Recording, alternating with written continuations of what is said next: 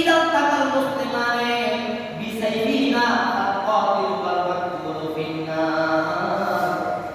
এমন একটা সময় আসবে দুই দল মানুষ মারামারিতে লিপ্ত হয়ে যাবে, একদল আরেক দলকে হত্যা করতে উদ্যত হবে, একদল আরেক দলকে মারতে চেষ্টা করবে। এই অবস্থায় মনে রাখা যে হত্যাকারী সেও জাহান্নামে যাবে, আর যে মরে গেছে সেও জাহান্নামে যাবে। নাউযুবিল্লাহ। কথা বুঝছেন না?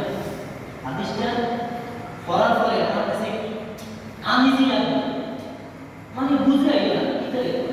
রাসূল কয় যে মারে এও জাহান্নামে, যে মরে এও জাহান্নামে।